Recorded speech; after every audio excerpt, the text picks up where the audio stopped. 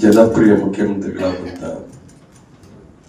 ಸಿದ್ದರಾಮಯ್ಯನವರು ಒಬ್ಬ ಹಿಂದುಳಿದ ವರ್ಗದ ಮುಖಂಡನಾಗಿ ಸಾಮಾಜಿಕ ನ್ಯಾಯದ ಬಗ್ಗೆ ವಿಶೇಷ ಕಾಳಜಿ ಇಟ್ಟಿರ್ತಕ್ಕಂಥ, ಸಮಾಜದ ಶೋಷಿತ ವರ್ಗದ ಪರವಾಗಿ ಯಾವತ್ತೂ ಕೂಡ ಧ್ವನಿ ಎತ್ತಿದಂತಹ ಬಸವಣ್ಣನ ಏನು ಸೈದ್ಧಾಂತಿಕ ನಿಲುವಿಗೆ ಅದನ್ನ ಅವರ ಜೀವನದಲ್ಲಿ ಅಳವಡಿಸಿಕೊಂಡು ಇವತ್ತು ಸುದೀರ್ಘ ಕಾಲ ಈ ರಾಜ್ಯದ ಮುಖ್ಯಮಂತ್ರಿ ಆಗಿದ್ದುಕೊಂಡು ಸಾಕಷ್ಟು ಸಾಧನೆಗಳನ್ನು ಮಾಡಿದ್ದಾರೆ.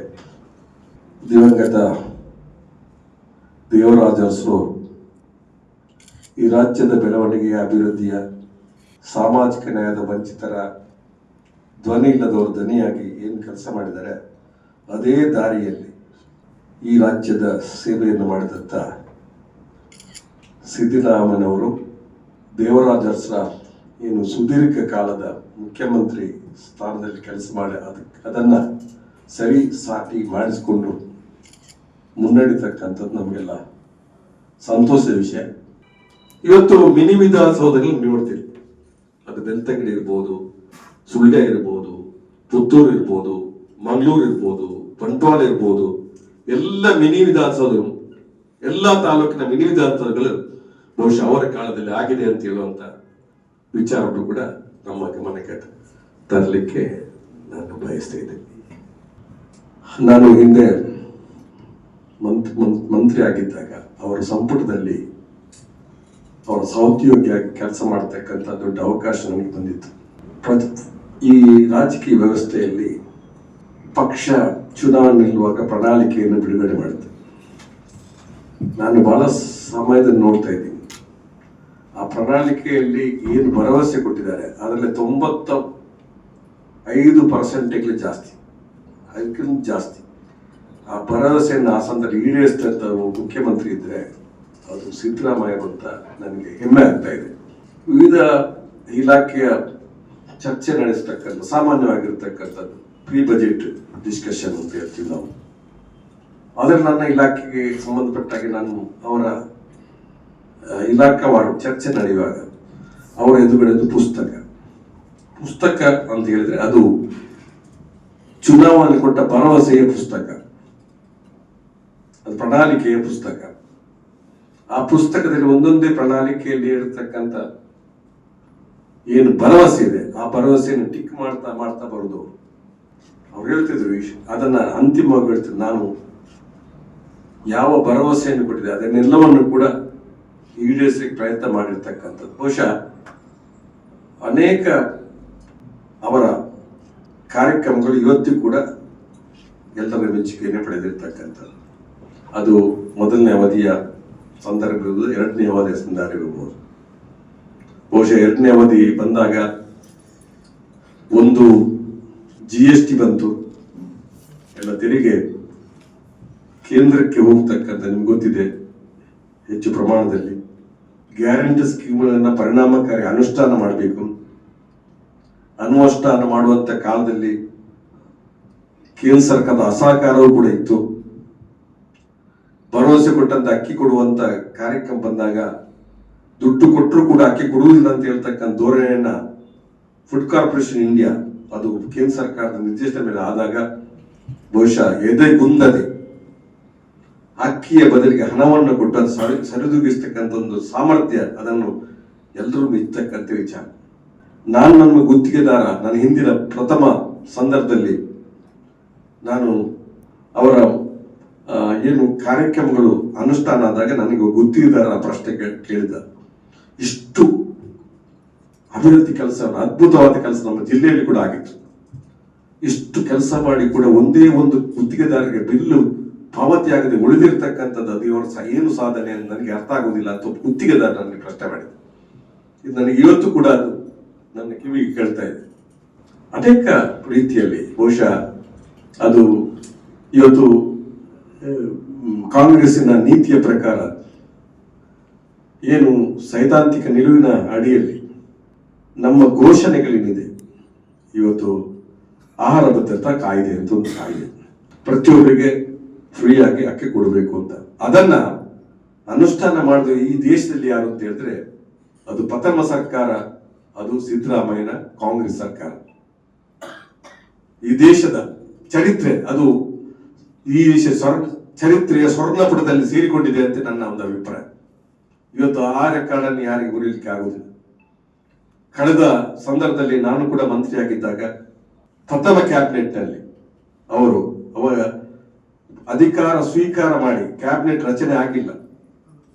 ಅವರು ಒಂದು ಕ್ಯಾಬಿನೆಟ್ ಪೂರ್ವದಲ್ಲಿ ಅವರು ಒಂದು ಕ್ಯಾಬಿನೆಟ್ ಕರೆದು ಪ್ರಥಮ ಘೋಷಣೆ ಧರ್ಮ ₹1 ಹಾಕಿ ಕೊಡ್ತಕ್ಕಂಥ, ಮತ್ತೆ ಅದನ್ನ ಫ್ರೀ ಆಗಿ ಮಾಡಿರ್ತಕ್ಕಂಥದ್ದು.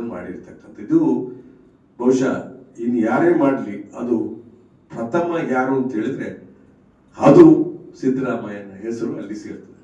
ಅದಕ್ಕೆ ಇಷ್ಟು ಟೀಕೆಗಳು ಬಂತು, ಟಿಪ್ಪಣಿಗಳು ಬಂತು. ಅದು ಪ್ರಾರಂಭ ದಿವಸ ಇದು ಬಿಟ್ಟಿ ಭಾಗ್ಯ ಅವರು, ಅದು ಅದರ ಜೊತೆಯಲ್ಲಿ ಅದು ಶೂ ಭಾಗ್ಯ ಇರ್ಬೋದು, ಕ್ಷೀರ ಭಾಗ್ಯ ಇರ್ಬೋದು, ಅದ್ರ ಮತ್ತೆ ನಂತರ ದಿವಸದಲ್ಲಿ ಅಥವಾ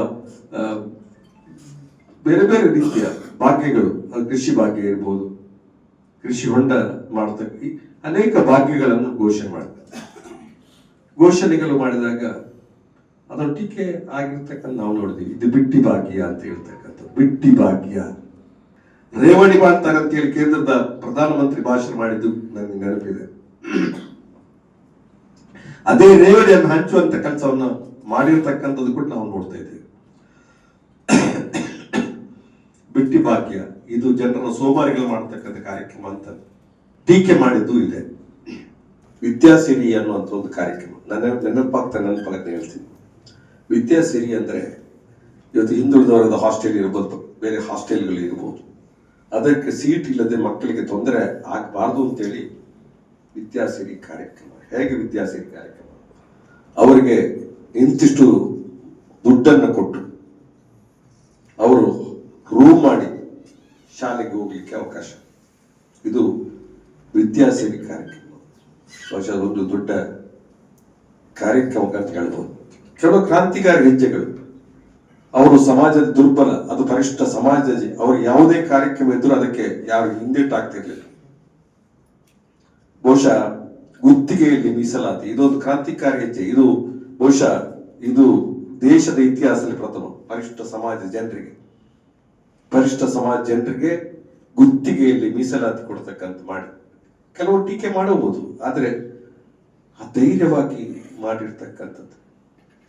ಇವತ್ತು ಕಾಲೋನಿಗಳ ಅಭಿವೃದ್ಧಿ ಅಂತ ಹೇಳಿ ನಿಗಮದ ಅಡಿಯಲ್ಲಿ SC ST ಬರುವಾಗ ಬಿಜೆಪಿ ಸರ್ಕಾರ ರೈತರ ಸಾಲ ಮನ್ನಾ ಘೋಷಣೆ ಮಾಡಿತ್ತು. ಹಣ ರೆಮಿಟ್ ಮಾಡಿರ್ಲಿಲ್ಲ ಸೊಸೈಟಿಯಲ್ಲಿ. ಯಾರಾದ್ರೂ ಸೊಸೈಟಿ ಕೇಳಿ ಎಕ್ಸ್ಪರ್ಟ್ಸ್ಗೆ, ಸಹಕಾರಿ ಸಂಘಗಳು ಅದನ್ನ ಪ್ರತಿಯೊಂದು ದುಡ್ಡನ್ನ ರೆಮಿಟ್ ಮಾಡಿರ್ತಕ್ಕಂಥದ್ದು ಕೂಡ ಅದು ಕೂಡ ಒಂದು ರೀತಿಯ ಸಾಧನೆ ಅಂತ ಹೇಳಿ ನಾನು ಹೇಳಬೇಕಾಗಿದೆ. ಇದು ಬಹುಶಃ ಇತ್ತೀಚಿನ ದಿವಸಗಳಲ್ಲಿ ಇದು ಬಹುಶಃ ಈ ದೇಶದ ಮಲ್ಲ ಚರಿತ್ರೆ ಚರ್ಚೆ ಎತ್ತಿನೊಳ ಯೋಜನೆ. ಎತ್ತಿನೊಳ ಯೋಜನೆಯನ್ನು ಕೂಡ ನಾವು ಮಾಡಿದ್ದೇವೆ ಅಂತ ಹೇಳುವಂತ ಕಾಲದಲ್ಲಿ, ಇದು ನಮ್ಮಲ್ಲಿ ವಿರೋಧ ಇದ್ದ ಸಂದರ್ಭದಲ್ಲಿ ಕೂಡ ಬಹುಶಃ ಅಂಥದನ್ನ ಮಾಡುವಾಗ ನಮ್ಮ ಜಿಲ್ಲೆಯ ಕೆಲವು ಅಭಿವೃದ್ಧಿಗೆ ಏನು ಕೊಟ್ಟಿದ್ದಾರೆ ಅನ್ನುವಂಥದ್ದು ಕೂಡ ನಾವು ಹೇಳಬೇಕಾಗಿದೆ. ಈ ಜಿಲ್ಲೆಗೆ ಪ್ರಥಮ ಬಾರಿಗೆ ಒಂದು ರೈತರಿಗೆ ತೊಂದರೆ ಆಗದಂತ ಒಂದು ಕಾರ್ಯಕ್ರಮ ಆಗಬೇಕು ಅಂತ ಹೇಳಿ ಪಶ್ಚಿಮ ವಾಹಿನಿ ಯೋಜನೆ ಅಂತ ಬಹಳ ಹಿಂದೆ ಘೋಷಣೆ ಆಗಿರ್ತಕ್ಕಂಥ ಯೋಜನೆ. ಅದಕ್ಕೆ ದುಡ್ಡು ಇಟ್ಟಿರಲಿಲ್ಲ. 3 ಜಿಲ್ಲೆಗಳಿಗೆ ನಾವು ಒಂದು ಡೆಲಿಗೇಷನ್ ಮಾಡಿದ್ವಿ. ಜಿಲ್ಲಾ ಕಾಂಗ್ರೆಸ್ನ ವತಿಯಿಂದ ನಾನು ಬಜೆಟ್ ಮಂಡನೆ ಮಾಡುವಾಗ ನಾವು ಡೆಲಿಗೇಷನ್ ಮಾಡಿದ್ವಿ. ನಮಗೆ ಪಶ್ಚಿಮ ವಾಹಿನಿ ಯೋಜನೆ ತರಬೇಕು, ವರ್ಷ ಕೃಷಿ ಇದು ರೈತರ ಹಿತಕ್ಕಾಗಿ ಕಾರ್ಯಕ್ರಮ ಮಾಡಬೇಕು ಅಂತ ನಾವು ಪಶ್ಚಿಮ ವಾಹಿನಿ ಯೋಜನೆ ಅಂತ ಇದಕ್ಕೆ ದುಡ್ಡು ಇಡಬೇಕು ಅಂತ. ಬಹುಶಃ ಬಜೆಟ್ ನಲ್ಲಿ ಅವರು ಪ್ರಥಮ ಸಾರಿ 300 ಕೋಟಿ ರೂಪಾಯಿ ಬಜೆಟ್ ಅನ್ನು ಇಟ್ಟು ಆ ಪಶ್ಚಿಮ ಯೋಜನೆ ಕಾರ್ಯಗತಗೊಳಿಸಿದ್ದಾರೆ. ಇವತ್ತು ಮಿನಿ ವಿಧಾನಸೌಧದಲ್ಲಿ ನೋಡ್ತೀವಿ, ಅದು ಬೆಳ್ತಂಗಡಿ ಇರ್ಬೋದು, ಸುಳ್ಯ ಇರ್ಬೋದು, ಪುತ್ತೂರು ಇರ್ಬೋದು, ಮಂಗಳೂರು ಇರ್ಬೋದು, ಬಂಟ್ವಾಳ ಇರ್ಬೋದು, ಎಲ್ಲ ಮಿನಿ ವಿಧಾನಸೌಧಗಳು, ಎಲ್ಲಾ ತಾಲೂಕಿನ ಮಿನಿ ವಿಧಾನಸೌಧಗಳು ಬಹುಶಃ ಅವರ ಕಾಲದಲ್ಲಿ ಆಗಿದೆ ಅಂತ ಹೇಳುವಂತ ವಿಚಾರಗಳು ಕೂಡ ನಮ್ಮ ಗಮನಕ್ಕೆ. ತರಲಿಕ್ಕೆ ನಾನು ಬಯಸ್ತಾ ಇದ್ದೇನೆ. ಅನೇಕ ಈ DC ಪ್ರಜಾಸೌಧ ಅಂತ ಹೇಳ್ತಕ್ಕಂಥದ್ದು ಅವರ ಕಾಲದ ಅಂಬೇಡ್ಕರ್ ಭವನ ಬಹಳ ದಿವಸದ ಬೇಡಿಕೆ. ಅದಕ್ಕೆ ಒಂದು ತಾಂತ್ರಿಕ ಒಂದು ಸಮಸ್ಯೆ ಇತ್ತು. ಅದು ಏನು ಎಂತಿರುತ್ತೆ, ಒಂದು ಪಾರ್ಕ್ ಅಂಡ್ ಓಪನ್ ಸ್ಪೇಸ್, ಅದ್ರಲ್ಲಿ ನಮಗೆ ಬರ್ತೋಗ್ತದೆ ಕೆಲಸ. ಪಾರ್ಕ್ ಅಂಡ್ ಓಪನ್ ಸ್ಪೇಸ್ ಅಂತ ಇದ್ದಂತ ಆ ಜಾಗವನ್ನ ಕ್ಯಾಬಿನೆಟ್ ಇತ್ತು. ಅದೇ ಜಾಗ ಆಗ್ಬೇಕು ಅಂತ ಕೆಲವು ಜನ ಹೋರಾಟ, ದಲಿತ ಸಂಘಟನೆ, ಈ ಜಿಲ್ಲೆಯ ಪ್ರತಿಯೊಂದು ದಲಿತ ಸಂಘಟನೆಯವರ ಬೇಡಿಕೆ ಏನಂತಂದ್ರೆ ನಮಗೆ ಉರುವುದು ಅದೇ ಜಾಗದಲ್ಲಿ ಆಗ್ಬೇಕು, ಬೇರೆ ಜಾಗ ನಾವು ಹೋಗುವುದಿಲ್ಲ ಅಂತೇಳಿ. ಅಂತ ಸಂದರ್ಭದಲ್ಲಿ ಅವರು ಅದನ್ನು ಕ್ಯಾಬಿನೆಟ್ ಇಟ್ಟು ವಿಶೇಷವಾಗಿ ಅದಕ್ಕೆ ತಿದ್ದುಪಡಿ ಅಂತಂದು ಬಹುಶಃ ಅದೇ ಜಾಗದಲ್ಲಿ ಅಂಬೇಡ್ಕರ್ ಬಂದಿದೆ ಅಂತ ಹೇಳಿದ್ರೆ ಅದು ಕೂಡ ಒಂದು ಸಾಧನೆ.